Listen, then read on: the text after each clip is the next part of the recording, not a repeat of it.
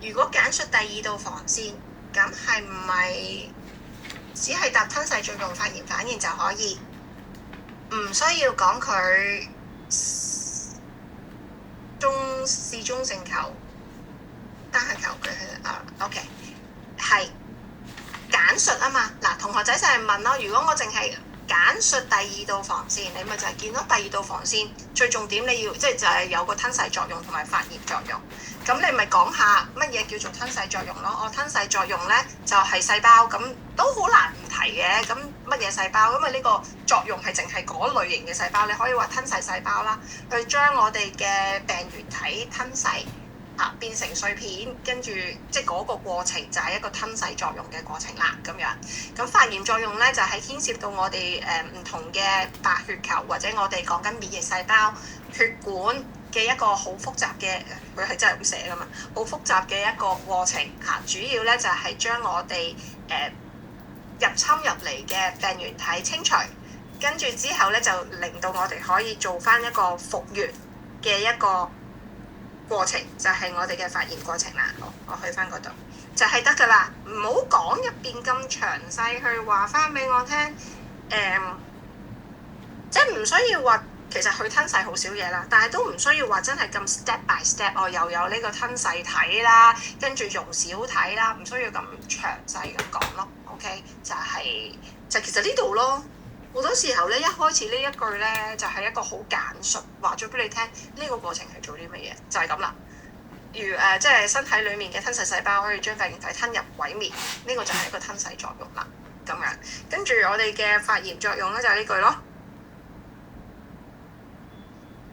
我哋傷口受傷之後，細胞血管一連串複雜嘅反應可以清除異物、病原體、受傷嘅細胞，令到組織可以復原。呢個就係簡述啦。係啊，就係咁啦，咁樣就係一個簡單嘅敘述。咁但係如果詳述嘅話咧，當然譬如描述吞噬作用，咁你就真係要寫翻晒呢幾句嘢啦。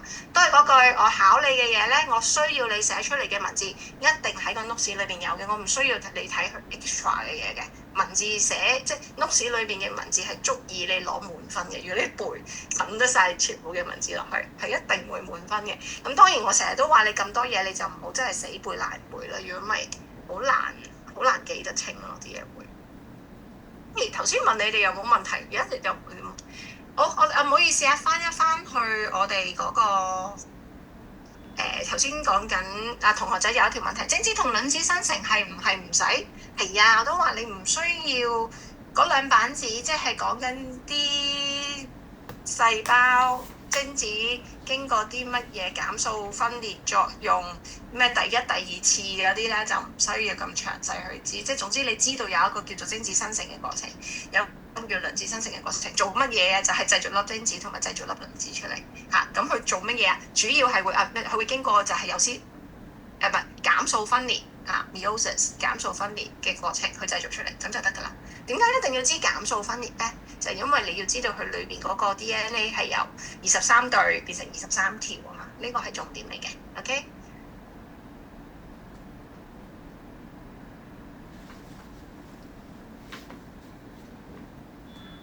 因為我係一個溫書啊，我冇得由頭到。同學仔話我講得有啲快，咁但係如果我再重新成課書講咧，就會真係會比較係啦，長時間嘅啦，冇可能嘅啦。咁我都係重要嗰個位，咁就同大家去揾翻一次啦。OK， 好，催產素仲會唔會令到子宮頸擴張泌乳嗰陣？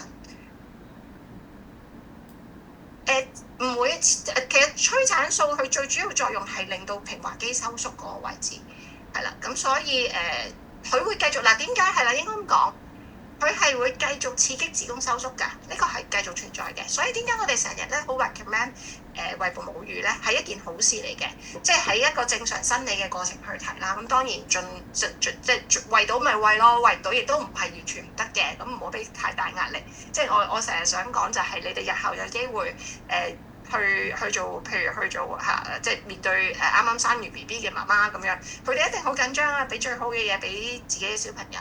咁冇嘢係真係最好嘅，大家開心舒服就 OK 㗎啦咁樣。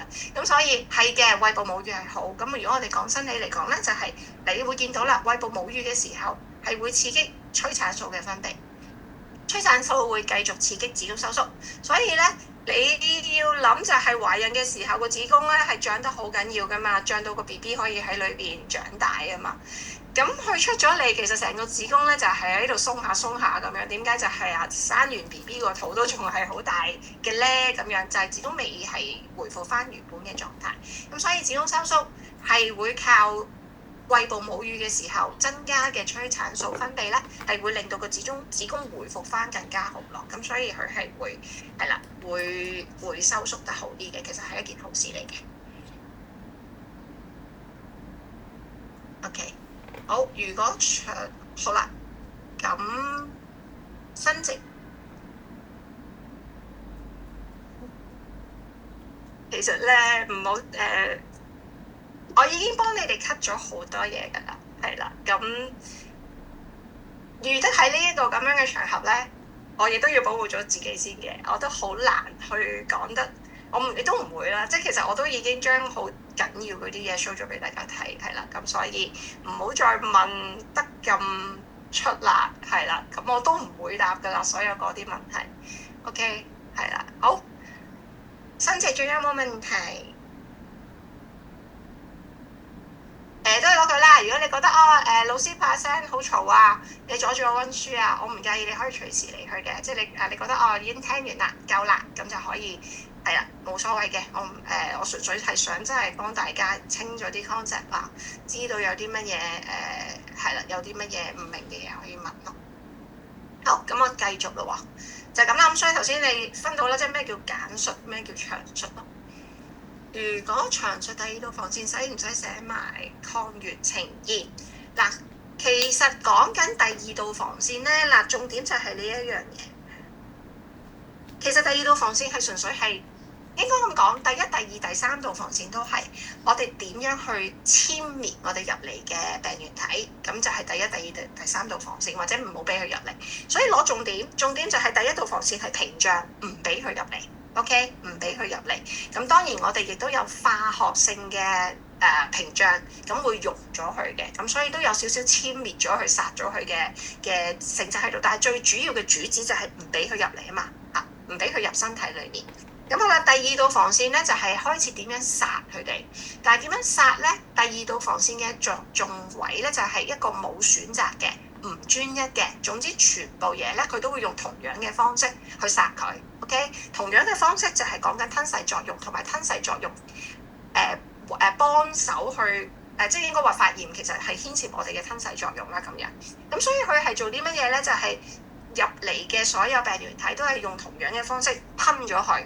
溶咗佢，咁就殺咗佢啦。OK， 咁所以如果我係問你第二道防線，其實佢就唔牽涉抗原呈現嘅。同學仔問我第二道防線，我需唔需要寫埋抗原呈現啊？其實佢唔係牽涉在內嘅。咁好啦，但係即係其實你寫埋又冇嘢嘅，點解咧？如果你要牽涉到我要帶落去第三道防線嘅時候咧，你就要講啦，因為第三道防線佢都係最主要目的係點樣殺咗嗰個病原體，但係佢今次咧就係得兩個過程嘅啫，一個係體液性，一個叫做細胞性。體液性係牽涉 B 細胞，細胞性係牽涉 T 細胞。OK， 咁所以而家講緊就係我點樣令到 B 細胞、T 細胞去攻擊得到我哋嘅病原體，咁樣呢個就係第三道防線嗰個主旨位啊嘛。咁好啦，咁所以當你講到譬如 T 細胞嘅作用，如果你要詳細啲去講咧，呢個位置就要抗原呈現啦。你要記得 T 細胞係需要抗原呈現咗，先可以活化到 T 細胞，佢先可以去變成毒殺性 T 細胞去攻擊我哋嘅呢一啲嘅病原體嘅。咁樣所以你話抗原呈現其實會牽涉到第三防線嗰度會比較多啲咯。OK， 咁只不過我教吞噬作用嘅時候，順帶講埋我有一類型就係巨噬細胞啊、樹突細胞呢一類型，佢仲有一個角色就係做得埋抗原呈現。咁所以佢佢唔係掠出嚟 ，OK，佢唔係好似市中成球咁純粹掠出嚟，佢係會將嗰啲碎片叫做揸喺個細胞表面咁樣，咁呢個就叫做抗原呈現。其實抗原呈現係一個你可以話佢係即係純粹係呢一下動作嘅啫，將嗰個碎片呈現喺細胞表面，咁佢跟住咧就可以活化我哋嘅 T 細胞噶啦，就係咁樣咯。咁呢個係我哋嘅抗原呈現嘅過程，得唔得？好，仲有乜嘢咧？等我哋繼續睇下你哋講緊，錄翻前少少講緊。我哋逐課嚟啊，咁所以我而家針對翻免疫呢一課書先。有傷口嗰陣係咪是酸是鹼中性球都會去到傷口殺病仔？其實你有傷口嘅時候咧，係所有白血球都會 call 咗過去嘅嚇。咁所以而家講緊你有傷口，我哋引發到有呢一個 so-called 叫做發炎反應。其實你會見到呢一啲白血球咧係四方八面都會 call 過去嘅。佢點樣 call 過去咧？即係點樣去嗌佢去咧？就係其實我哋有第一粒嘅白血球去到咧。或者咧呢啲受傷嘅組織喺度咧，其實佢就會分泌一啲我哋叫做細胞因子啊嘛。OK， 就會分泌一啲細胞因子。其實細胞因子就係有呢個作用啦。其實佢係一啲化學物質啦。呢啲化學物質咧係可以引誘我哋其他唔同類型嘅白血球去到嘅。OK， 咁所以喺發炎嘅呢一下係會所有白血球去做白血球應該要做嘅嘢 ，OK， 即係話去 call 咗啲視中性球去，視中性球咪去做吞噬作用咯。佢 call 咗啲視鹼性球去，咁啲視鹼性球咪會分泌組織胺，分泌我哋嘅肝素，去加速我哋嗰個發炎嘅過程咯。跟住佢亦都會 call 其他嘅樹突細胞啊、巨細細胞啊，咁呢啲去到嘅時候就係、食完佢之後仲會做抗原呈現嘅，因為咧 B 細胞、T 細胞隨即都嚟埋啦，咁啊 T 細胞咧就會睇下佢嘅 presentation 啦，即係去揾下樹突細胞點啊，有啲咩細菌入嚟啊？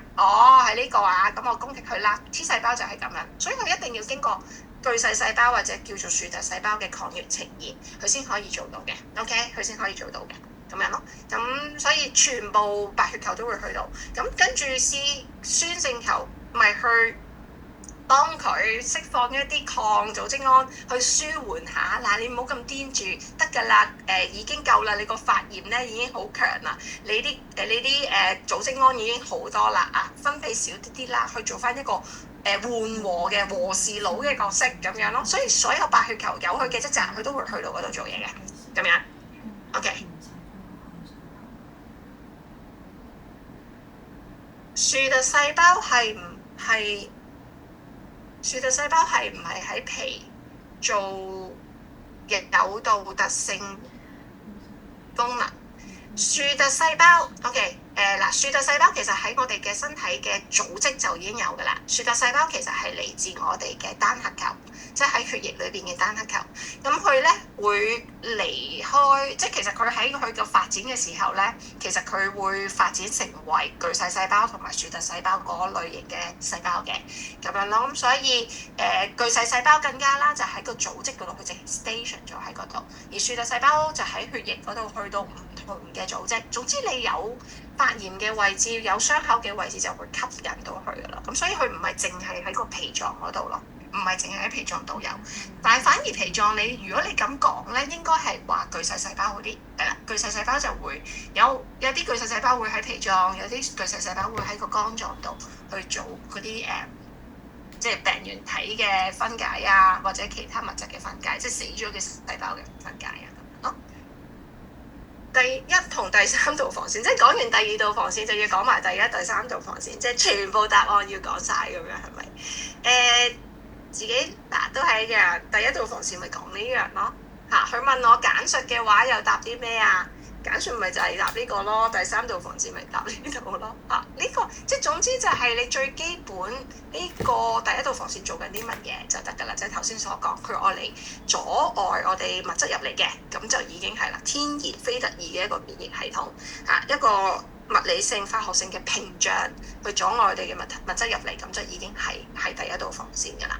咁樣咯，第二道防線、第三道防線就係一個專一性嘅、特異性嘅、後天性嘅呢啲字咯，後天性先出現嘅，其實係啊，通常都係啊，一開始嘅簡介呢個位咪就係話咗俾你聽，簡述嘅時候你應該要話到俾我聽嘅嘢啦。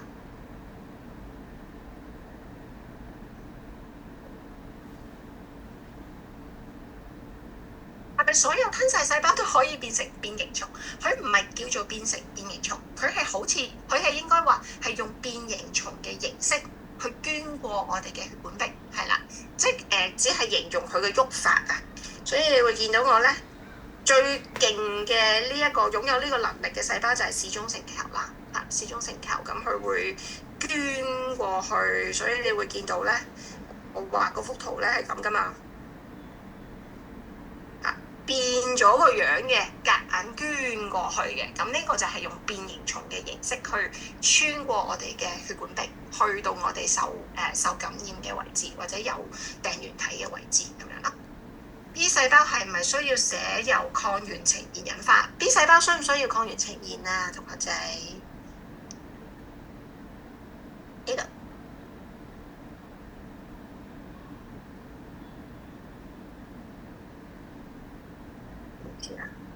眼花嘅話，唔好望住個 screen。我要揾嗰個，呢度佢唔需要㗎。B 細胞係唔需係啦，唔需要嘅，唔需要。但係你俾佢都得，即係都係嗰句，我可以自己溫書㗎。不過你俾溫書堂我咪嚟聽下咯，咁樣咯。即係佢唔一定要有呢一樣嘢俾佢嘅，佢自己都可以做到嘅。咁當然，如果阿樹突細胞唔介意去將嗰個抗原呈現埋俾佢嘅話，咁佢咪照單接收咯，咁樣咯。T 就一定要啦 ，T 就一定要經過呢個過程啦，必須嘅 T 細胞就必須㗎啦，係啦。好，仲有冇？我有冇答漏關於免疫系統？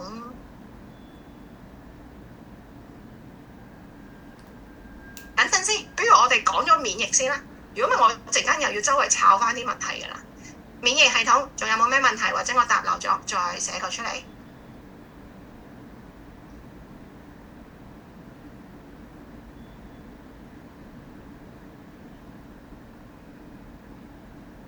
淋巴結同淋巴核係一樣，係啦，淋巴結同淋巴核係同樣嘅嘢嚟嘅。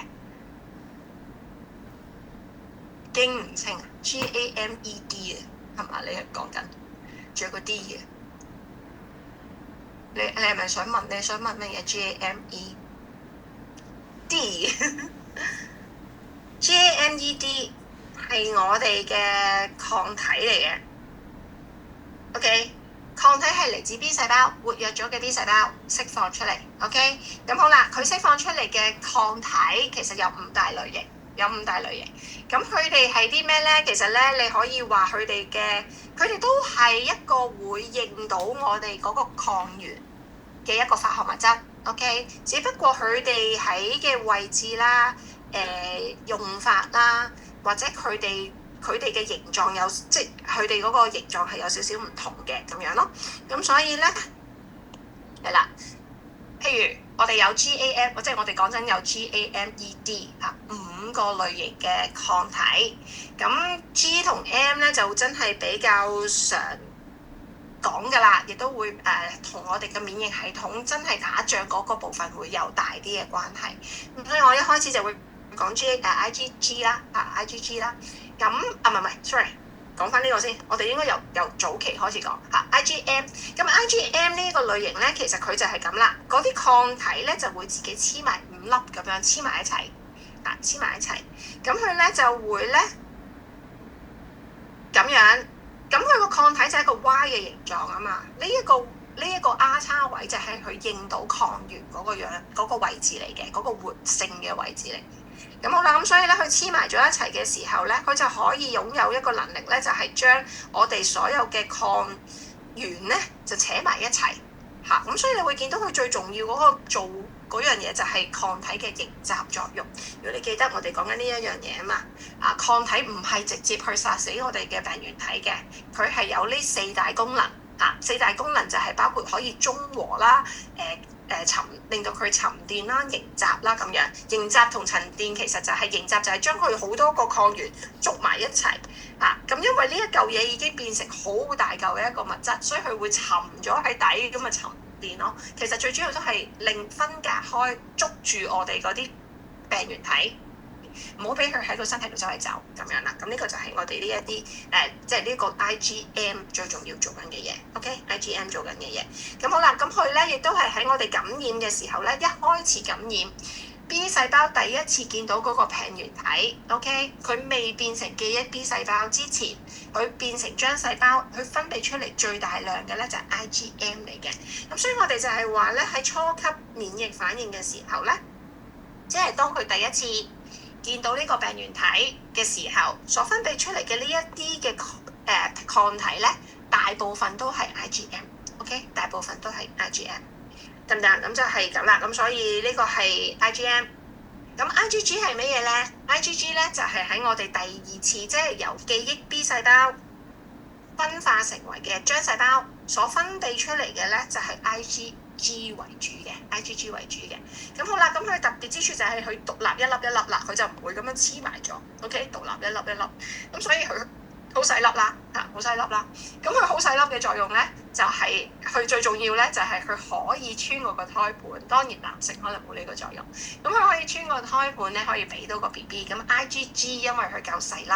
OK， 咁細粒嘅嘢就可以穿過啲窿啊嘛，成日都講噶啦。咁所以佢係唯一一個可以穿過胎盤由媽咪嘅體內俾 BB 嘅一個免疫嘅武器嚟嘅咁樣咯。咁佢做嘅作用咧，其實佢就反而喺呢一度啦，中和咁樣捉住咗嗰一粒，其實就係冚住中和係呢一下就已經係噶啦，冚住咗嗰個病嗰個抗原嗰個位置。冚住咗佢，咁嗰個抗原咪冇咗嗰個攻擊能力咯。OK， 咁亦都會咧活化補體。其實補體咧同學仔有問係，我唔會考裡面嘅內容。咁你大約就係知道補體嘅作用咧，其實佢就係會加強補體係我哋免疫系統一個非常之強，你當係核武咁樣啦。補體一出現咧，好似核武爆炸咁樣嘅，係一個好大一連串嘅免疫反應就會出現嘅啦。OK， 咁所以你會見到補體咧，佢係會令到我哋加強咗其他免疫系統功能，包括就係我哋嘅吞噬作用。OK， 咁所以當佢一活化咗補體，補體其實係一啲蛋白質啦。活化咗呢個蛋白質嘅時候咧，佢就會繼續令到我哋其他嘅免疫系統功能更加之強。OK， 包括就係吞噬作用。咁所以當呢一個 IgG 黐咗落去個抗原 ，OK， 呢一嚿嘢咧就可以活化補體㗎啦。咁佢咧就會再刺激我哋嘅吞噬細胞嚟食咗佢。OK， 咁所以就加強咗我哋殲滅我哋呢一個病原體嘅功能啦，就係咁啦。記住，抗體自己本身係唔會殺死啲病原體嘅。好啦，咁呢個就係 IgG 啦。咁 AED 咧，咁係咩咧？咁 A 咧，其實都係一樣喺我哋即係喺我哋嘅免疫系統分泌出嚟嘅一啲抗體，但係呢啲抗體咧，主要咧就會喺我哋嗰啲體液嗰度會見到嘅，一啲身體分泌出嚟嘅液體會見到嘅，咁所以你會見到主要都係個腸道裏邊有好多液體噶嘛，口水啦、眼淚水啦、乳汁啦，乳汁都會有 IgA 咁樣咯，咁所以你會見到佢主要嘅作用咧就係喺呢一啲，我成日話呢啲所有嘅管道咧被呼吸道啊、消化道啊，全部都係對住外界噶嘛，我哋嘅生殖道啊、泌尿道全部都係其實接觸住外界嘅地方嘛，除咗皮膚呢啲位置，其實呢啲全部都會接觸到外界噶嘛。咁所以 IgA 咧嘅主要作用就係喺我哋呢一度嘅呢啲黏液嗰度咧去做一個免疫嘅防禦啦。OK， 咁所以都係一樣啦，佢可以做到我哋活化補體啊、中和作用啊等等，咁佢就可以當我哋有病原體經呢啲液體或者經呢啲通道 ，OK， 呼吸道、消化道入去嘅時候，就會先俾我哋嘅 IgA 去盡量去抵防咗佢先啦。盡量去中和咗佢先啦 ，OK， 跟住就可能又會嗌我哋其他嘅免疫系統嘅細胞嚟攻擊佢啦，咁樣咯。咁呢個就係 IgA 啦。咁跟住 IgE 同 IgD 咧，IgE 咧，點解我會係咁將佢哋連埋？其實佢哋冇關係。好啦，IgE 係乜嘢咧 IgE 主要佢嘅角色係一個受體嘅角色 ，OK？咁佢會黐住其他嘅免疫細胞，咁包括就係視鹼性球、視酸性球。好啦，咁佢點樣咧？就係當我哋將細胞做咗，譬如咧你第一日你 BB 仔嘅時候嚇，有粒花粉入咗去你嗰個呼吸道入到去你個身體。好啦，遇到粒 B 細胞 ，OK？B 細胞咧咁啱佢喺佢嘅製造過程嘅時候咧，就擁有一個認到黐到落去花粉嘅抗體喺度，唔係 sorry 嘅接受器喺度 ，B 細胞接受器喺度。咁好啦，咁所以咧佢哋咧就黐埋咗啦，咁啊活化咗咯喎，咁就變成一粒漿細胞啊嘛。咁呢粒漿細胞咧係針對住花粉嘅，所以佢製造出嚟嘅呢一啲嘅抗體咧，全部都係一啲針對花粉嘅抗體 ，OK？ 咁好啦，呢啲抗體亦都會有啲咧就會黐咗落去咧嗰個視鹼性球啊、視酸性球嗰度嘅。咁啊，有啲就黐咗落去個鹼度啦，有啲咧就黐咗落去個酸度啦。OK， 咁黐住咗。咁好啦，咁所以咧，當你咧再繼續下一次咧遇到同樣嗰朵花嗰個花粉，咁所以咧佢黐埋咗喎，咁佢咪會激活到我哋嘅視酸性球、視鹼性球咯。咁所以視鹼性球就會分泌組織胺，令到你有鼻敏感嘅嗰樣嘢啦。視酸性球咧就會分泌一啲抗組織胺去舒緩你個鼻敏感啦，就係咁啦。咁其實所以呢一類型嘅黐得喺細胞表面嘅呢一啲抗體就係 IgE 嘅抗體啦 ，OK？IgE 嘅抗體咁樣就係咁啦。咁而 IgD 就係啦，功能未明、功能不明嘅嘢啦嘅，其實佢有佢一啲好早期出現喺 B 細胞上邊嘅一啲抗體嚟嘅，咁就係即係唔係出現喺 B 細胞上邊嘅一啲抗體作為佢嘅接受器。如果佢其實咧 B 細胞呢個位上堂好輕輕咁教過嘅，就係話我哋點樣去做嗰粒細胞出嚟啊？就係佢喺我哋嘅骨髓度細胞分裂變成一粒 B 細胞啦。咁跟住咧，佢下一步咧就係基因咧就會嗌呢一粒 B 細胞去做唔同排列嘅受體喺佢嗰個細胞表面嘅 ，OK？ 咁呢個係好 random 㗎，即係好隨機㗎，咁所以咧亦都好大量啦。咁所以咧理論上咧，我哋身體係咁不斷做 B 細胞嘅時候咧，佢會做到唔同類型嘅受體喺佢個細胞表面 ，OK？ 其實呢個受體嘅作用同如果佢甩咗出嚟嘅話，就係其實係一個抗體咁樣嘅作用嚟嘅 ，OK？ 咁總之。係我哋製造出嚟嘅，係我哋基因去嗌呢一粒 B 細胞去做出嚟嘅。咁而呢個受體，我咪就係話嘅，跟住下一步就係我會俾唔同喺身體出現嘅蛋白質佢去認啊嘛。如果佢認到我哋自己嘅蛋白質，佢就會被殲滅啦。佢認唔到嘅冇反應嘅，佢就可以成功畢業，就可以入到去入去我哋嘅身體裏面啦。咁樣入去血液嗰度就做 B 細胞或者 T 細胞應該要做嘅嘢 ，OK？ 咁就係咁啦。咁所以呢一個其實都係一個，即係呢個接受器其實就係啦，接受器就係受體啦。其實亦都係一個抗體嘅角色嚟嘅，係啦。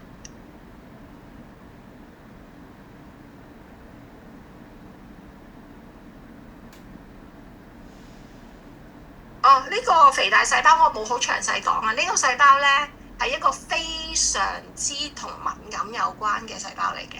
其實我哋都仲有其他類型嘅白血球，我哋係冇教嘅。咁呢個係其中一個同我哋敏感反應一個非常之有關係嘅細胞嚟嘅。即係如果你個人係非常之有敏感嘅情況咧，食物敏感啊，你 check 咧有機會肥大細胞係會比較多嘅咁樣咯。係啦，咁佢同敏感有關。好，仲有冇問題？抗原同抗體應該寫喺第三道防線，梗係抗體嘅出現就係因為有 B 細胞嘛，B 細胞就係就係第三道防線嘅嘢啦。OK， 一定係第三道防線先會出現抗原抗體，即係抗體呢個製造呢個反應咯。肥肥大細胞唔係係啦，肥大細胞唔係巨噬細胞，兩類型嘅細胞嚇。咁總之肥大細胞同我哋嗰個過敏反應有關。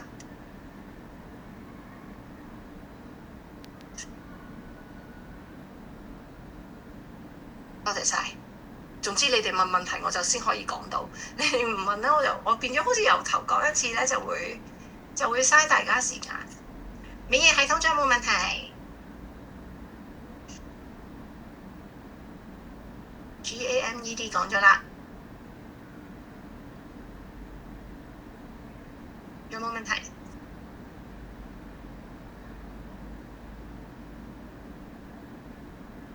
免疫冇啦嘛，咁就落微生物係咪？好 APC antigen presenting cells 抗原呈現等於 MHC， 唔係 APC 係抗原呈現細胞 antigen presenting cell， 即係嗰個細胞去做抗原呈現嘅。MHC 係佢隻手係啦，喺嗰個細胞表面揸住嗰個碎片嗰隻手叫做 MHC。我揾翻個版先啊。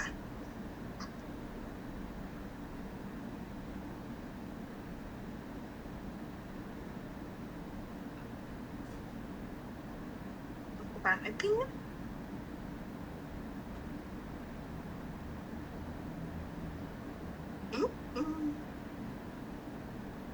你知道啦，我個 iPad 壞咗嘛，可能啲 notes 錯錯地，我好似唔見咗抗原呈現嗰版嘢添。免疫體液抗體呢粒係嗰粒細胞 APC 抗原呈現細胞。咁乜嘢係抗原呈現細胞啊？就係樹突細胞、巨噬細胞。咁佢咧需要揸住嗰個碎片咧，係要靠隻手嘅。呢隻手就係 MHC 啦。OK， 隻手就係 MHC。IHE 係咪沉澱作用啊？IHE 唔係，因為佢係黐住咗喺個細胞表面作為一個接受器啊嘛。係啦，咁所以佢嘅作用係就係做一個接受器，接受到我而家有花粉入嚟，咁佢咪就會嗌嗰個視鹼性球、視酸性球去做佢哋應該要做嘅嘢咯。佢唔係做沉澱嘅。佢唔係，其實你做到沉澱，佢係一定要係喺個體液嗰度，佢先可以做到，佢就唔可以黐住咗個細胞表面，係啦，咁樣。好，咁啊落啦。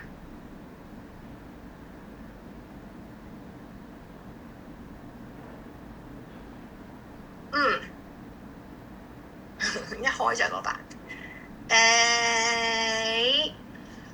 都係嗰句啦，當然啦。咁你會見到咧，免疫系統我都話啦，你當係輕鬆啲嘅一個topic 嚟嘅。咁因為其實佢會比較簡介翻我哋咁多，到時可唔可以寫 MHC 啊？定係寫中文字啊？都係嗰句啦嚇。我要問得你嘅話，如果我真係問你嘅話，咪梗係要寫咗個中文字先啦。中文名跟住括住 MHC 咯。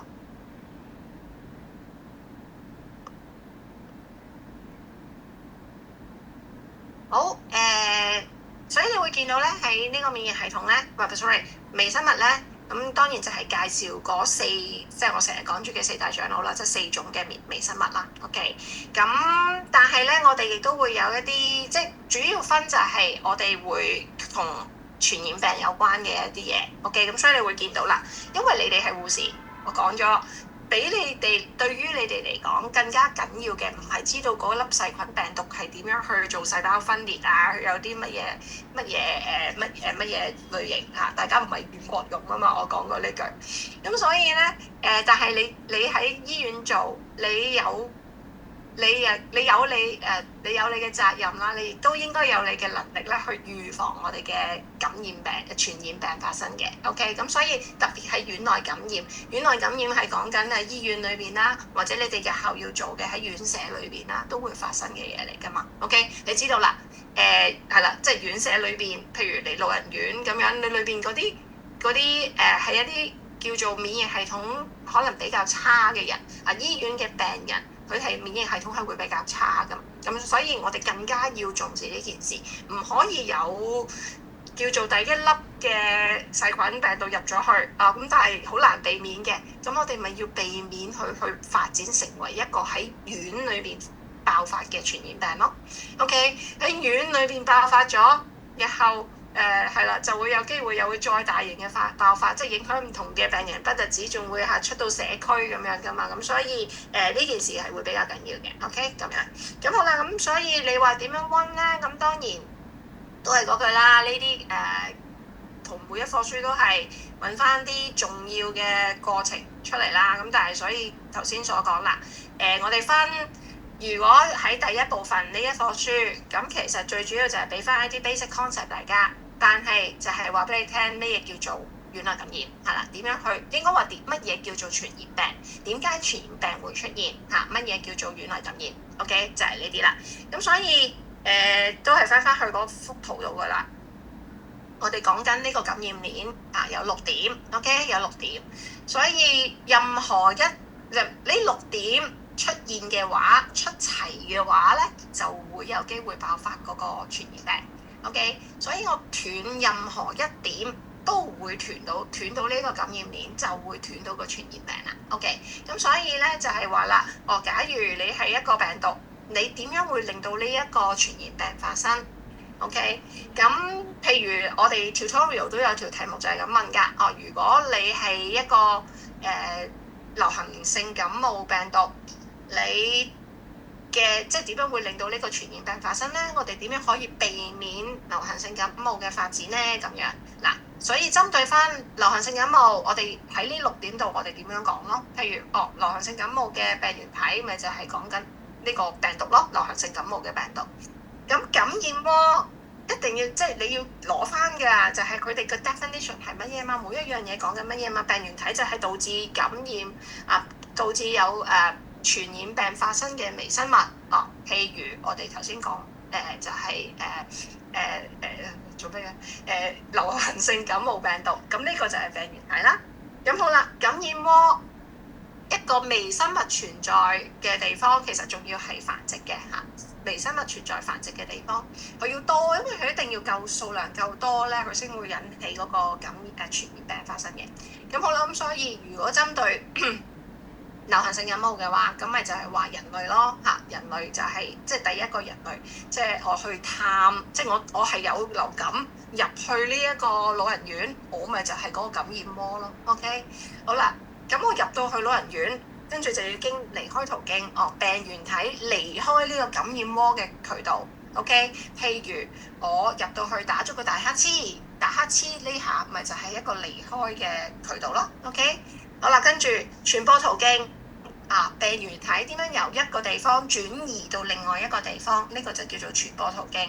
咁所以我入到去院舍打完個乞嗤，跟住呢個病原體就會經我哋嘅口沫或者空氣咁樣就傳播到出去啦 ，OK？ 由我呢個打乞嗤嘅呢個位置，跟住就傳到去其他嘅地方啦，或者就係我打咗個乞嗤，噴咗落去張台度跟住好快咧就有個護士走嚟摸咗張台，跟住佢就摸落去個病人個鼻度咁樣，咁呢個咪就係一個傳播途徑咯，一個接觸嘅傳播途徑咯，一個間接接觸 ，OK？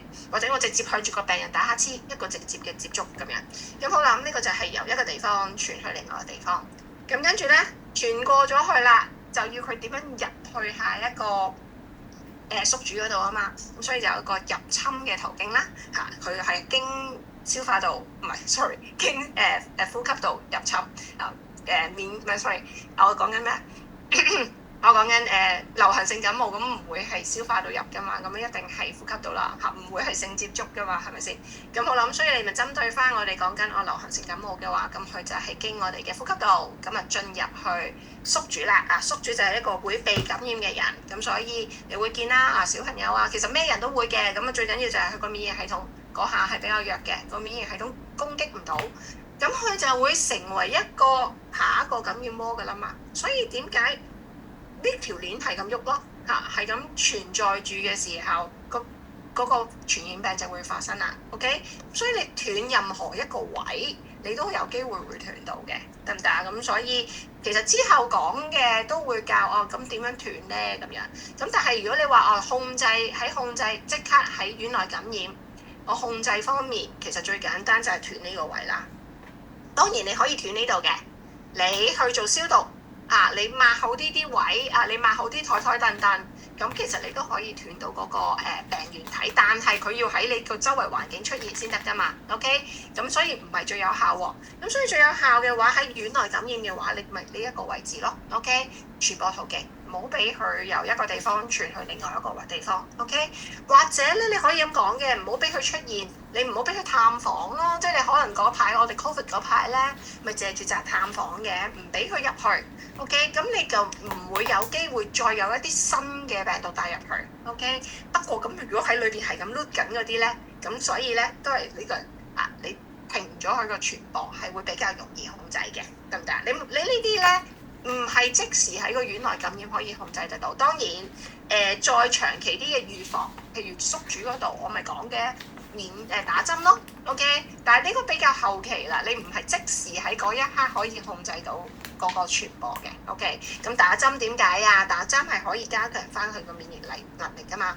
無論你係兒童又好、長者又好、大人又好，咁你打咗針，增加翻嗰個針對嗰一隻細菌病毒嘅感染嘅免疫系統嘅能力，咁咪亦都係一個比較長遠可以斷個傳染鏈嘅一個方法咯。OK，咁好啦，咁所以你會見到後邊咧就係話點樣去斷嗰個傳播途徑為主嘅。咁所以嗱針對翻啦，你係空氣傳染嘅，咁你就話我哋要借住空氣傳染，你咪可以戴口罩咯，做好個人防護裝備咯。咁你就同呢一個消毒周圍污染物就冇關嘅喎。咁你消毒周圍污染物唔係斷空氣傳播呢件事喎。OK，咁所以就係話啦，你要針對翻我係乜嘢嘅傳播途徑，咁咧你就會用啲乜嘢嘅方式去阻斷呢一個傳播途徑，就係咁樣啦，咁樣咯。咁所以係啦，空氣我就要戴口罩，飛沫都可以戴口罩，間接接觸、直接接觸我就要消毒啦，抹好啲嗰啲受污染嘅物質啦，咁樣咯，得唔得啊？就係咁樣啦。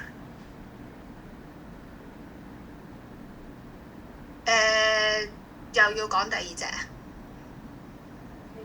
腸道感染咧一樣啫嘛，你自己諗下啦，好冇？自己諗下啦，你腸道感染乜嘢係病原體 ？OK， 腸道感染喺邊一個位置，佢係咁不斷發展，即係係啦，你可以就翻唔同嘅，咁但係譬如腸道感染，你知道嘅，佢咪一定係要經我哋嘅消化道咁樣咯，即係你要總之就係針對翻，其實但係來去都有嗰幾隻嘅啫，就係咁啦。如果隻都講，我真係冇得停嘅啦。好，得唔得？咁跟住咧就係開始就係進入去咧，就係介紹每一隻細菌、病毒、真菌、寄生蟲嘅嘢啦。咁所以即係我呢個都講過俾大家聽嘅，咁唔需要太過仔細記佢每一樣嘢，但係你要知道佢係啲，即係佢有啲咩特性咯，即係細菌點解佢係細菌，病毒點解係病毒嚇，咁佢哋係有啲嘢唔同噶嘛，咁大約知道嗰啲嘢就得啦。咁我都唔會話好仔細去考你每一個類別裏邊，即係我開埋下個 slide 先。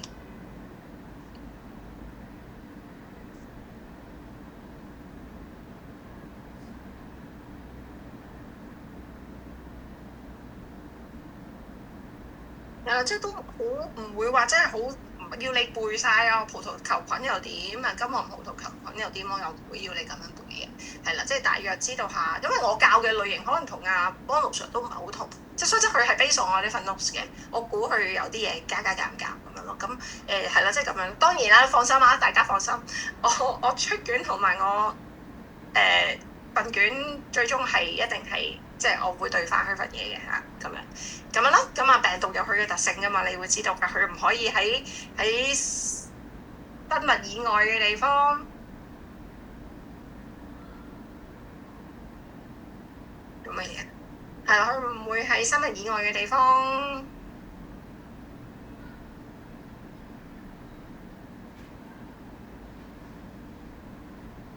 緊啊！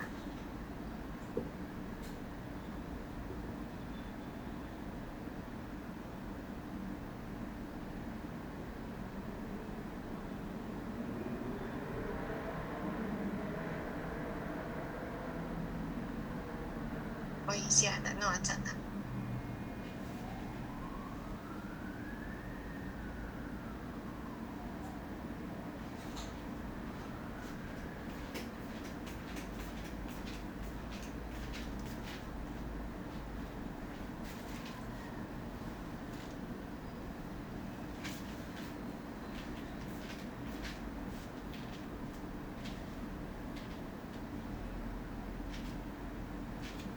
傾一傾啊，等等啊。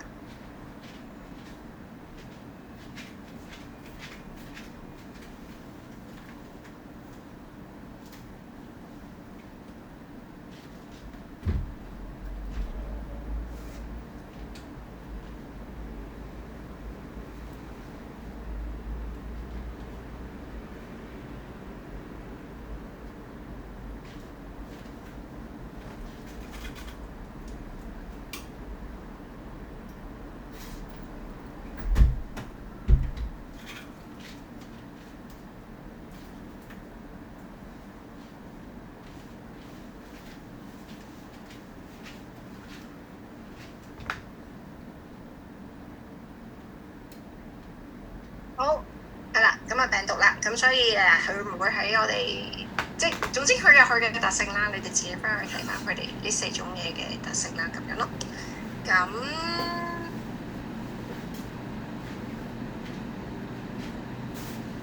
最尾學課第3課。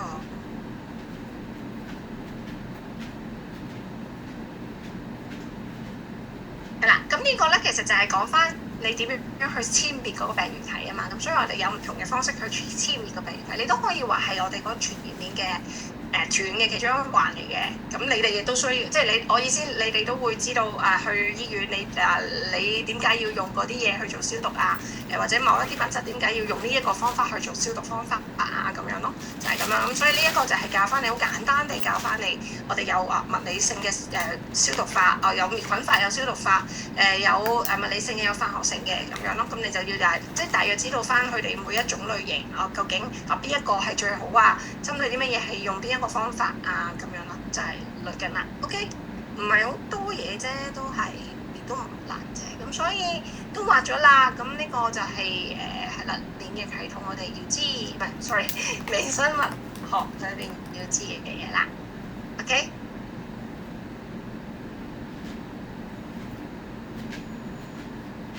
好，仲有冇微生物？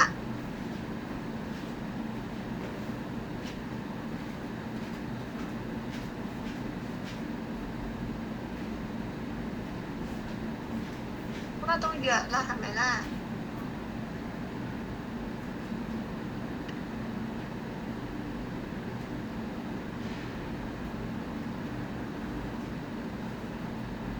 喂，你仲問啊？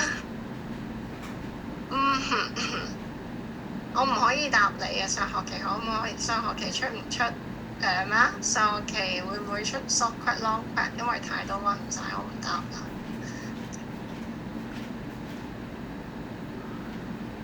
藥物學其實都教咗㗎啦，教咗你哋點樣溫㗎啦。咁開錄視先。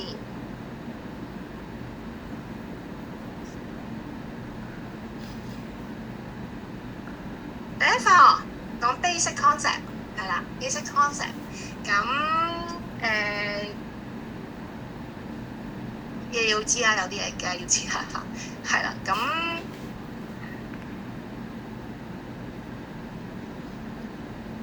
我哋藥物學分藥效學、藥動學係啦，藥效、藥學、藥動學。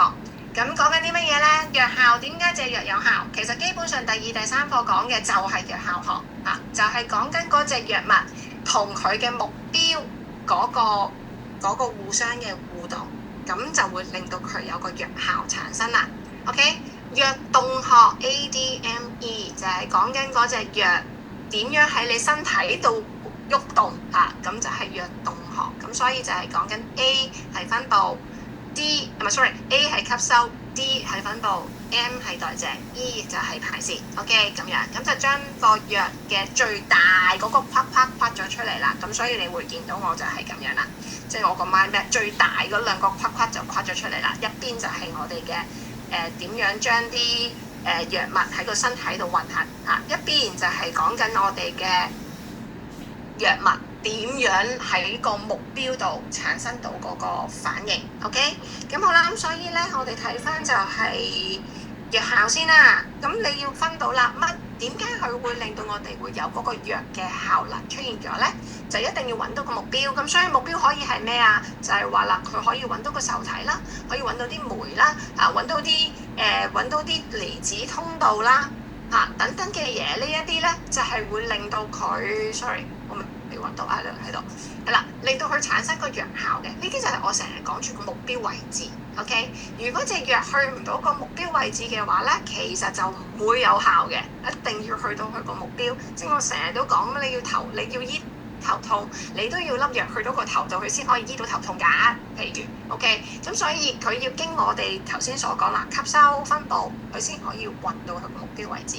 而目標位置就係有唔同嘅嘢喺度，咩嘢咧？就係呢啲嘅受體啦、離子通道啦，即係我哋第二、第三堂係咁不斷同你講乜嘢叫做刺激個受體，跟住就點樣啦？咁呢個就叫做作用劑咁樣。呢個就阻斷劑，就因為佢阻斷咗個受體作用，就係咁咯。所以你會即係其實第一課你睇完第二、第三課，其實你翻去第一課咧，你會覺得其實即係俾翻啲基本概念你嘅啫咁樣。咁好啦，咁所以你要知道究竟乜嘢係我哋藥物嘅目標啦，令到佢可以產生嗰個效能啦。OK， 咁睇下先，係啦。咁所以頭先就係講啦，咁佢去到嗰個目標度，你會發生唔同嘅事情出現嘅。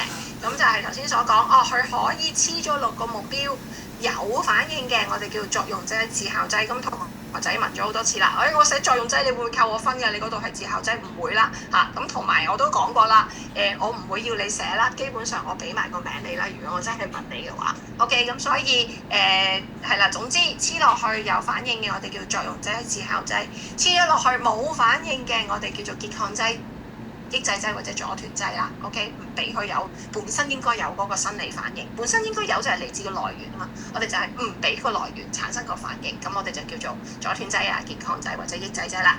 OK， 咁喺佢哋呢個互動嘅時候咧，我哋都有分兩大類型啦。咁一個咧就係話佢係咪競唔競爭嘅，即係爭唔爭凳仔坐。我就話啦，你都係爭落同一個活性位置嘅話，我哋就叫做競爭性。OK， 如果佢黐咗落去，但係咧唔俾黐咗落去，但係唔係嗰張凳嗰個位置，係黐咗落去凳以外嘅地方。OK， 而破壞咗張凳嘅，令到我本身嗰樣嘢咧係冇辦法黐落去嘅。咁呢個我哋叫做非競爭性。OK， 不過你見到我後邊其實冇再好詳細去講翻究竟我呢隻藥物係屬於競爭定係唔競爭。OK， 不過你要有呢個 concept， 即係佢哋係即係個互動形式會有唔同。OK， 咁另外就係佢黐咗落去甩唔甩啦？咁樣黐咗落去係唔甩嘅，咁我哋叫做非可逆性啦。咁啊黐咗落去係甩嘅，咁啊叫可逆性咁樣咯。咁所以就係即係呢一個就係喺我哋藥效學要主要即係知道嗰個 basic concept。咁就引申就係嗰啲藥究竟有冇用啦？嗰啲強度係點啦？咁其實呢啲係計數嘅嘢嚟嘅啫，都係嗰句啦。我會要你哋帶計數機去，我亦都教唔到你哋點樣去計條數出嚟啦。咁但係即係譬如你睇藥紙，呢個藥咧係好有效嘅，呢個藥咧就好強嘅。呢個藥嘅 EC50 係點樣嘅？咁大約都要知道嗰個其實講緊啲乜嘢咁樣嘅啫。OK， 咁所以咧講緊佢有冇效嗰隻藥有冇效，其實就係講緊佢嗰隻藥會俾到嗰個反應係啲乜嘢？呢個就係嗰個效用啊嘛。OK， 咁好啦，我哋要比較唔同藥物嘅效力啦，或者比較唔同藥物嘅強度咧，我哋要先有一幅圖。呢幅圖咧就係叫做藥效關係圖。OK， 就係呢一個。咁所以我哋 gen 咗呢幅圖出嚟之後咧，點樣 gen 咧？喺實驗室藥廠做嘅咁樣，所以咧你就完全唔係你哋嘅範疇啦或者我講緊我咪話我花咗10年時間去研究一啲抗癌藥，我係做某幾隻標靶藥嘅。咁我喺度睇嗰隻標靶藥喺細胞嗰度做唔做到殺細胞嘅功用咧？咁我咪 gen 到呢幅圖出嚟咯。佢殺到一粒細胞嘅時候要落幾多藥？幾多藥殺到一粒細胞？再落多啲咧，佢殺到5粒細胞，再落多啲就殺多啲。老鼠都得㗎，不過去到藥廠佢咪擺落去人度咯。咁佢就睇啦。咁總之佢個反應，咁我哋俾個 scale 佢啦。咁簡單大家易明嘅，我咪就係話佢可以退燒退到1度嘅，咁咪一個效用咯，一個反應咯。退到2度嘅又另外一個反應。咁總之我哋用佢嗰個量同埋佢嗰個效力去畫咗幅圖出嚟 ，OK？ 咁就永遠都係咁樣㗎啦。咁當然未必會咁靚仔啦呢個最 perfect 嘅情況啦。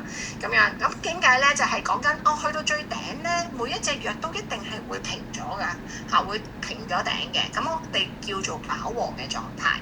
點解咧？佢嘅目標已經俾啲藥佔據晒啦，咁所以就唔可以有一個再強嘅，即係隻凳仔已經坐滿人啦，咁所以佢唔會有一個再強嘅作用出現到嘅，咁所以我哋就會有一個飽和嘅狀態，咁呢個我哋就叫做 Emax 最大嘅佢嘅效能去到邊 ，OK 最大嘅效力 Emax， 咁所以咧跟住就計咯喎，咁 Emax 唔係好有意義㗎，即係我哋知道呢粒藥可以最多做到乜嘢，但係我哋唔可能會俾到呢一個位嘅，因為每一隻藥都係毒藥嚟㗎嘛，我成日都講，係啦，咁所以咧，我求高分嘅咁多個同學仔，OK， 好啦，咁跟住咧，所以咧，我哋 Emax 唔係重點，重點我哋要揾個 EC50 嚟嘅 ，OK， 有一半呢隻藥做到一半效能，嗰個位我哋會做一個 reference point，即係一個叫做有意義性嘅一個對照數目咯，咁樣，咁所以我哋就揾咗一個叫做 EC50 半數有效濃度，係啦，咁樣跟住咧就用呢個 EC50 去比較啦。如果嗰隻藥咧，我唔理佢做到啲乜嘢，總之佢可以用一個比較低嘅劑量做到佢最強效能嘅一半，我哋就已經話佢夠強噶啦。OK， 就係咁樣啦。咁所以咧，記住強度同效力自己本身係唔會有一個正比或者係反比嘅關係 ，OK？ 因為其實佢哋唔係同樣嘅一個比較嚟㗎嚇。咁但係咧，我哋點樣去揾到嗰隻藥物嘅強度咧？係靠一個數字，就係頭先所講嘅 EC50，嗰隻藥最強嘅一半效能所需要嘅劑量就係 EC50。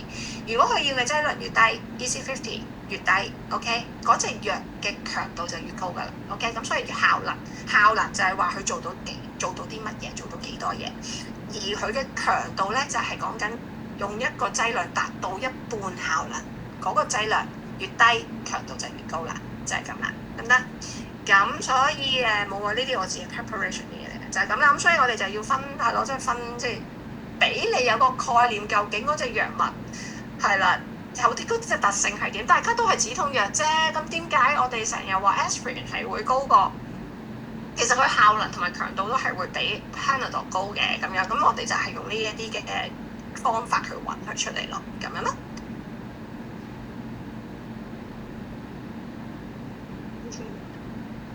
係啊，如果最近同學跟上堂嘅話咧，其實應該應付有餘㗎啦。咁原來而家有咁多公仔可以出現，幾得意喎！OK， 好，咁所以呢課第一課書嘅藥效學啦，咁藥動學咪就係 ADME 咯，入到去身體點樣喐 ，OK， 咁所以我就話啦，你俾藥，你哋護士你知道你用唔同嘅俾藥方式去俾嗰隻藥佢，但係隻藥一日唔肯去到佢嗰個目標位置，其實呢隻藥都係唔會有佢嘅效能嘅 ，OK， 咁所以咧我哋就要睇啦，究竟嗰隻藥第一點樣吸收？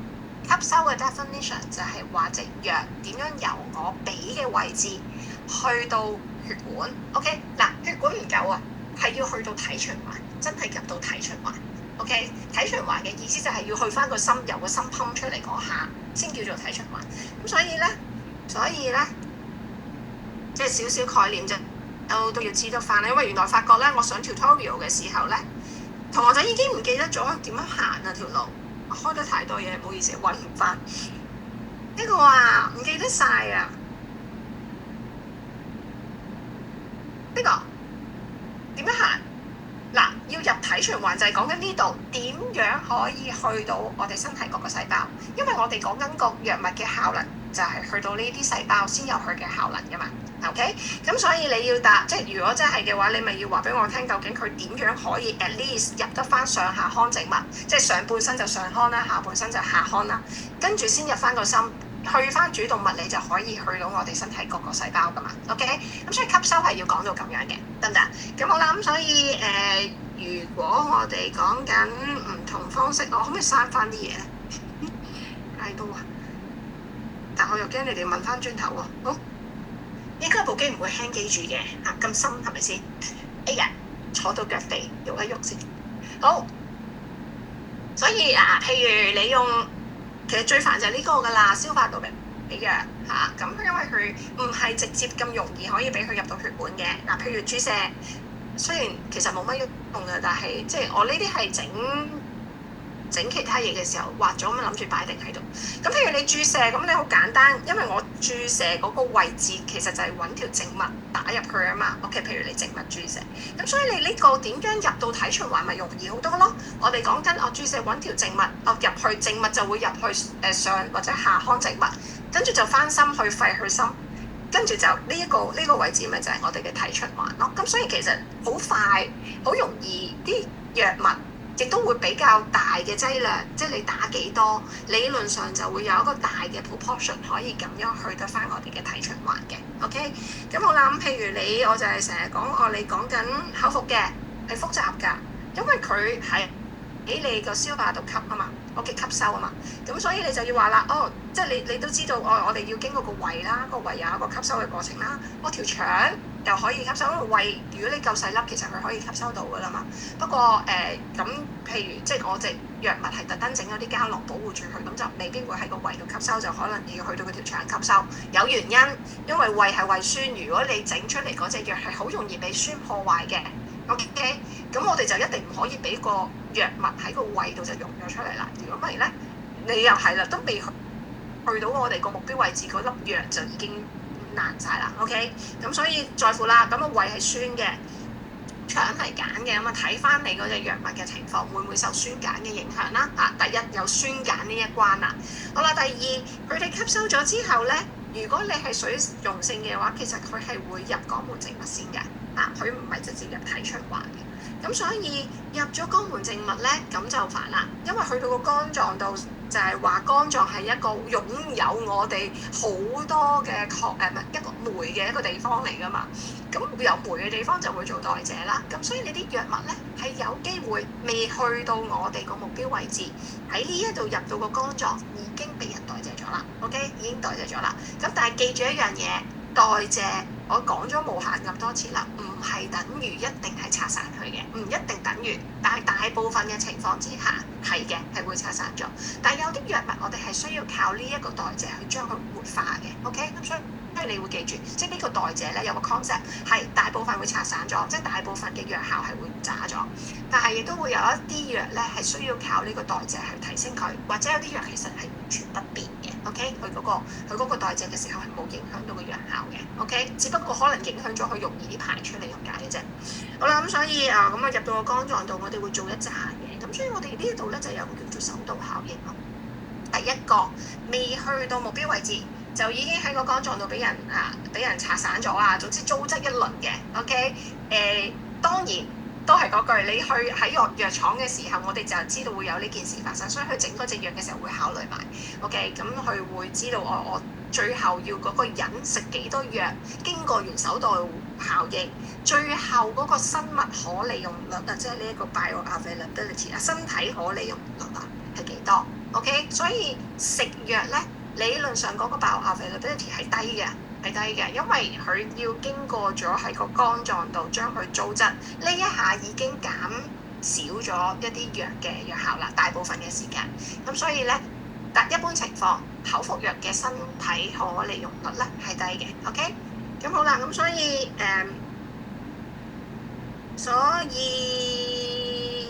係啦，翻嚟啦，咁呢個就叫做手導效應啦，喺個肝臟度嘅一個代謝嘅過程，即係一個未去到目標位置先做一個代謝過程 ，OK？ 咁同學仔又問啦，嗰個肝腸循環係咩咧？嗱，入到個肝度，其實佢有兩條路，一係咧佢就可以好簡單地擺個肝臟，佢就可以直接咧就經我哋嘅肝靜脈跟住就去翻下腔靜脈，跟住咪可以翻個心咯，就已經入翻體循環嘅啦。OK，咁呢個係一條路，咁即係就直接條肝直接個肝經我哋嘅肝靜脈就入翻個心啦，咁樣咁入心就可以去目標啦。咁所以呢一個位咧就可以講到佢有個藥效嗰個位置。OK，咁但係咧，因為肝咧啲物質唔係淨係行呢條路嘅，佢另外一條路就係佢可以經膽汁。OK， 佢可以經膽汁，咁所以當佢製造膽汁嘅時候咧，呢啲藥物咧隨住膽汁就會儲咗喺個膽囊嗰度，膽囊咧就會喺你有食物入到去個小腸嘅時候刺激膽囊收縮，膽囊收縮咧就會將膽汁分泌入去個小腸。OK， 咁好啦，原先膽汁就愛嚟做循環，咪做消化，我見到好多粒點點就可以做消化嘅。理論上係應該 inactive 咗呢個 function。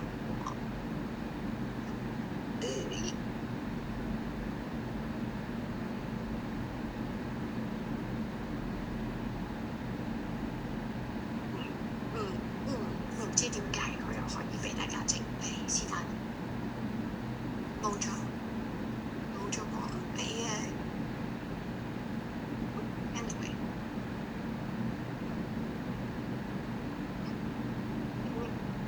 唔阻到嘅。好，係啦，咁講緊咩咧？係膽入去係啦，咁正常嚟講做消化嘅，咁所以。但係如果你記得，其實膽汁裏邊咧啲膽鹽都會俾我哋再吸收翻入去個肝臟度啦。咁所以藥物都可以咁行嘅。咁所以我就係話會 loop 咯，喺個小腸吸入去個肝，經膽汁入翻去個腸。OK， 呢一個就叫做肝腸循環啦。OK， 肝腸循環啦，即係就係呢一幅圖嘅呢一度，去膽囊入翻十二指腸，又再擴散，又再經翻肛門靜脈入翻去肝度。OK， 咁好啦，咁但係即係如果佢一直喺呢個 loop 裏邊咧，藥物就一直唔會有機會去到個目標位置嘅，其實就唔會有藥效。OK， 咁但係其實佢每次咁樣喺度 loop 咧，唔會全數都喺個圈裏邊嘅。如果係嘅話咧，呢隻藥咧其實冇出過街㗎啦，因為佢唔會經過，即係唔會過到關啊！即係我哋啲臨床測試嘅時候已經過唔到關㗎啦，咁所以唔會嘅。OK， 出得街嘅藥咧就係可以佢喺度 loop 嘅時候，可能佢有80%喺裏邊 loop 緊，每一次咧都會有2成流翻出嚟。OK， 咁我諗所以有咩好處咧？好處就係呢隻藥其實佢一直喺裏邊 loop 嘅時候。佢一直冇入體循環嘅話，其實佢一直冇機會俾我哋屙出嚟嘅。OK， 一直都係留喺個身體度，咁所以佢可以增加咗佢留喺身體裏面嘅時間。OK， 咁好啦，咁跟住就係佢流出嚟嗰2成入到去體循環，咪可以有佢嗰個藥效咯。OK， 咁所以咧呢一個叫做肝腸循環咧。亦都係會影響咗佢喺身體裏面嘅作用時間。其實佢會增加咗佢留喺身體嘅作用時間。OK， 因為佢減慢咗佢離開身體嘅時間，就係咁啦。咁所以亦都會影響到，就係影響到佢嗰隻藥物嗰個藥效，就係經呢2個途徑去影響啦，得唔得？咁所以呢個就係肝腸循環咯，係口服複雜啲嘅啫，咁咯。仲有咩啦？冇啦。呢個就係吸收咁所以唔同嘅方法，目標就係入我哋嘅體循環離底丸如果佢唔係局部俾唔係你口腔發炎我擺入個口度嗰啲我係講緊離底丸係要經脷底下邊即係啲膜層再入翻微血管吸收，咁所以一入微血管就已經入到去我哋嗰個體循環，所以呢個咪又係一個比較簡單直接嘅快速啲嘅一個吸收方式咯。OK， 咁口服咪會慢啲咯咁但係都係嗰句啦，因應你嗰啲藥物嘅作用啦，唔會下下走去打針噶嘛簡單啲頭痛嘅話，我食藥食可以處理得到嘅，咁梗係食藥簡單啲啦，容易啲啦，病人都做到啊嘛，就係咁樣啦。OK， 好，咁唔同嘅俾藥方式影響到佢個吸收嗰條路點樣咁跟住就係嗰啲藥點樣去分佈，就經我哋嘅血液啦。咁所以呢個位咧就會牽涉到究竟我哋即係嗰隻藥過唔過到嗰啲屏障。OK， 分佈就係要去到我哋藥效嗰個目標位置啊嘛。好啦，咁sorry仲未飛到，係啦。咁樣，咁所以你要睇翻啦。咁我哋就係話啦，血腦屏障就係阻咗嘅，啲藥就入唔到個腦度嘅。咁所以你要即係我哋就係要考慮啦。如果我俾嗰隻藥係一定要入腦嘅，咁你俾嗰個方式可能要唔同啦。如果你嘅 tutorial 我哋就係教用嗰個叫做梢內康注射啦。咁如果唔係咧，就要做一隻藥好似我哋講嘅柏金遜嘅時候，我哋做一隻要叫做左旋多巴。因為左旋多巴可以過到我哋嘅血腦屏障 ，OK， 咁入到去咧，佢先變成多巴胺，咁先有用嘅 ，OK， 就係咁樣啦。咁所以你呢個位亦都會影響到究竟嗰隻藥物去唔去到佢個目標位置 ，OK。咁當然即係啦，咁佢嗰啲水溶性油溶性影響到佢使唔使坐巴士呢件事，都係即係就係講緊喺個分佈度去分佈到佢嗰個目標位置嗰度咯。跟住代謝，其實代謝有少少重複翻不過呢一個代謝咧講緊嘅咧，即係普遍係講緊咧，就係藥物已經達到佢嘅藥效啦，已經入咗體循環之後，嗰隻藥嘅命運係點啦？你可以話呢個代謝就唔係講緊首度效應，首度效應係未有藥效之前發生嘅一個代謝。OK， 咁而家呢一個藥物嘅代謝個 M 咧係講緊嗰隻藥真係達到咗佢個藥效。OK 嘅時候用完佢啦，我哋點樣處理呢隻藥物咁樣咯？咁呢個就係一個代謝作用。嗱，代謝最主要係發生喺肝臟。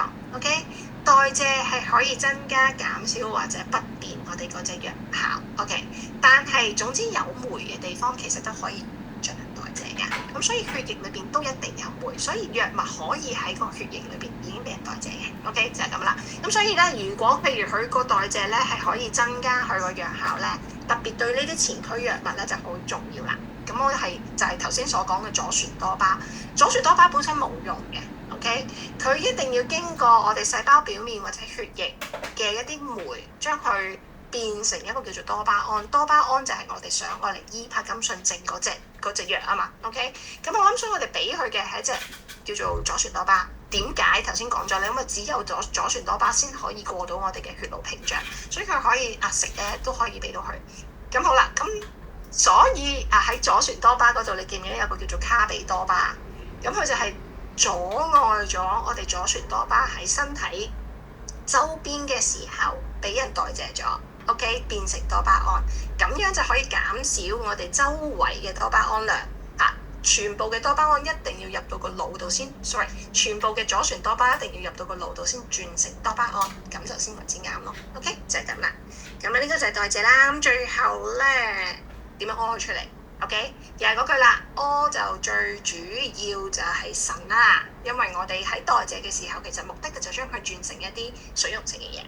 咁佢轉咗做水溶性嘅嘢，就會經我哋個腎咧屙翻出嚟嘅。OK。得唔得？咁最主要，咁但係亦都有其他方式嘅，我咪就話汗啊、眼淚啊、頭髮啊呢啲比較 minor 啦，但係其實藥物都可以係經過啲方式去離開個身體。總之排泄就係離開個身體嘅呢一下啦。OK， 就係咁啦。咁呢個就係我哋所講嘅，我會記得嘅。我有水嘅，但係個杯好細，因為頭先唔夠時間斟水。係啦，所講嘅 ADME。OK， 咁跟住之後咧，就係講每一隻藥唔好死記硬記，真係記唔到咁多。咁所以咧，喺個名度出發係啦。咁教咗大家噶啦，我唔會即係唔好啊！你真係背唔到咁多，我明嘅。咁所以咧，咪話咯，你血清素回收。抑制唔好俾佢回收嘅，咁樣就係呢隻藥嘅作用啦。咁所以你用佢個名，個名我俾你噶啦嘛，你用佢個名去解釋翻呢隻藥嘅作用，就係咁樣啦。OK， 得唔得啊？咁後邊呢啲嘅藥效就係講緊隻藥點樣同嗰個目標位置去做嗰個互動，帶出嗰個藥效出嚟咯。咁就係係啦，大約咁咯，冇乜特別啊。係咯，分毒鹼型，好長，其實可以就咁分毒鹼型受體。分毒鹼型乙醯膽鹼，唔係話我知啊，因為我都未去到藥毒。好，唔好意思啊。好，呢度乙醯膽鹼啊，支酶，個酶係我嚟拆散乙醯膽鹼嘅。而家你抑制咗拆散乙醯膽鹼嗰個酶，所以佢係會留翻啲乙醯膽鹼喺度，留翻啲乙醯膽鹼喺度，所以有乙醯膽鹼嘅作用咯。咁你咪話翻俾我聽，乙醯膽鹼有咩作用咯？就係咁樣啦。OK， 所以針對翻即係嗰隻藥物嘅類別，你都見到我成堂書其實係掂都冇掂過呢一樣嘢啦。如果唔係我相信我要揀，我要多幾堂先教得晒個藥啊。係啦，咁如果唔係咯，後邊都要飛啦，係咪先？好啦，咁所以就係咁樣啦。種類我俾嘅。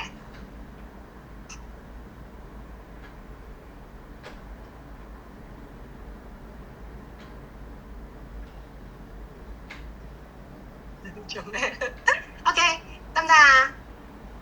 仲有冇問題？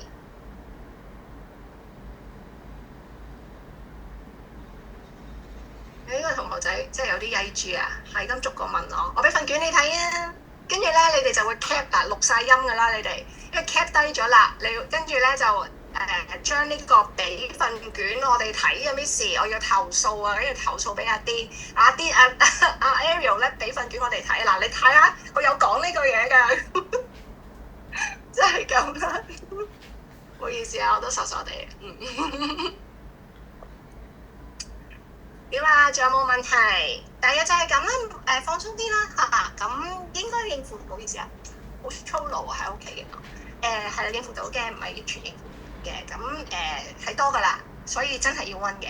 就算我點同你講話俾你聽，真係俾份卷你睇都好，你都要溫嘅。咁所以亦都唔好太過淨係斟酌住，真係咁貼咯。理論上要溫嘅嘢，你哋應該收到要知嘅，咁啊加油啦！但係仲有冇問題先？我咧琴日特登整咗幅圖，好無聊。我要將喺我退休之前，我一定要整啲 product 出嚟，係咪啊？整啲 product 出嚟，我已經係咁不斷諗緊啲句子，點樣整靚佢？